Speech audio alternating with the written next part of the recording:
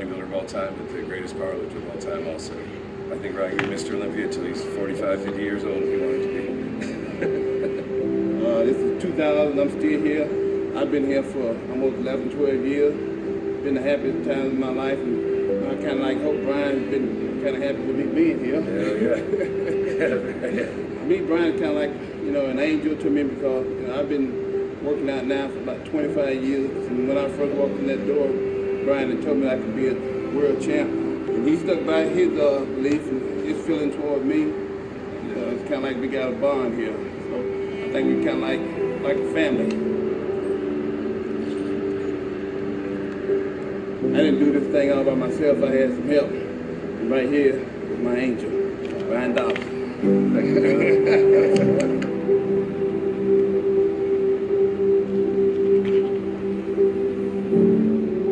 One of the stories that stands out to me goes all the way back to 1992, Helsinki, Finland. I believe that was Ronnie Coleman's first Mr. Olympia. He and I were one of the last at the baggage claim, and I thought, what's he doing here? Like, who's he here with? I didn't know that he was actually there to compete in the competition. And lo and behold, by the time the show was going on, he was backstage warming up.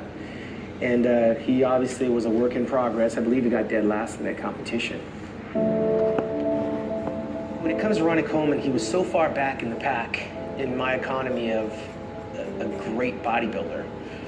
You gotta remember, I came up behind Lee Haney and behind Dorian Yates and with Flex and with Kevin and with Nasser, and those were the guys that made the fabric of the Mr. Olympia. So every time I looked at someone to measure where I stood, it was never at Ronnie Coleman. Ronnie, on a competitive level, he just never thought about him going into competitions. You know, he was nowhere close. If I was in the first call out, he was probably like in the third or fourth, if that. He was placing, you know, in the back of the pack a lot of the times. I didn't even get a call out, you know.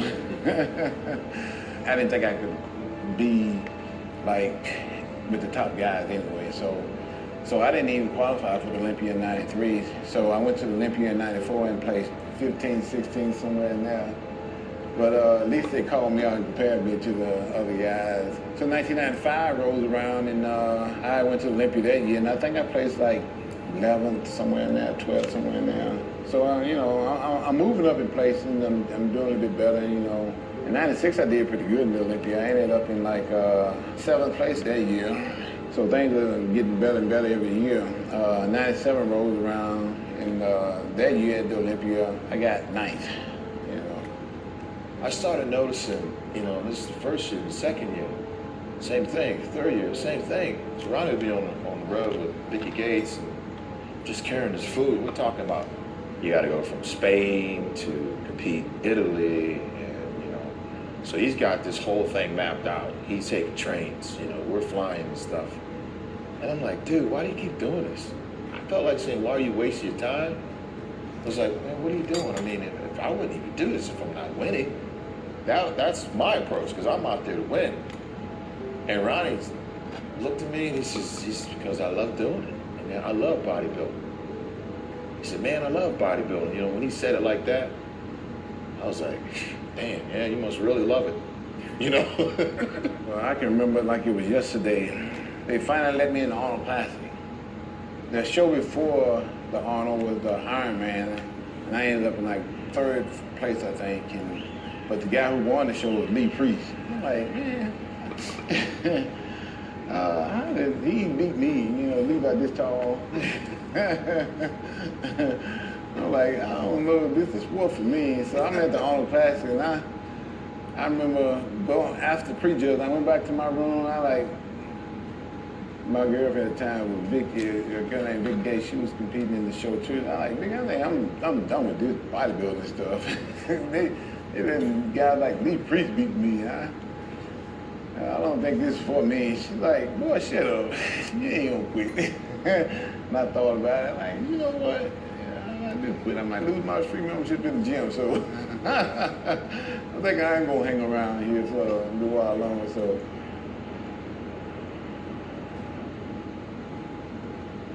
I've always had back issues from my high school days. I hurt my back in high school, I hurt my back in college. One day out on the football field, something snapped, and I went to chiropractor, and I've been going to chiropractor ever since then. We're going to utilize the Apollo Cold laser here. With different types of laser therapies, of course, we want to protect the eyes. The cold laser therapy is a slower laser therapy that is utilized for musculoskeletal injuries. Putting this on the muscles here, on the lateral aspect of the parallumbars, and then we're going to work our way down into the sacroiliac joint. Ronnie had injured his back, I believe, when he was doing a squat. Yeah, it was painful. You know, to have a disc just pop out. I was getting ready for the orthoplastic at this time. It was December 1996. About 600 pounds, and you know, 600 pounds for me is like nothing. I always do like 12 to 15 reps with that, and I was coming up on rep number 8, and pow, it just popped out. And I didn't know what had happened. You know, I just heard a loud pop. And I thought the guy actually there was spotting me, had hit me, and getting me fired up. You know, for a second. But he told me, no man, I didn't touch you. I'm like, what was that loud sound? I'm like, he's like, I don't know. I don't know either, but I'm done with squats. So I went on over and did leg press, did my hamstrings, a couple exercises, came home, and I ate, took a shower, put on my uniform to go to work, and I'm like, wait a minute, still in pain. And I like, should I make this right turn and go to work, or should I make this left turn and go to the hospital? So I made the left turn, went to the hospital, and found out, I had a herniated disc.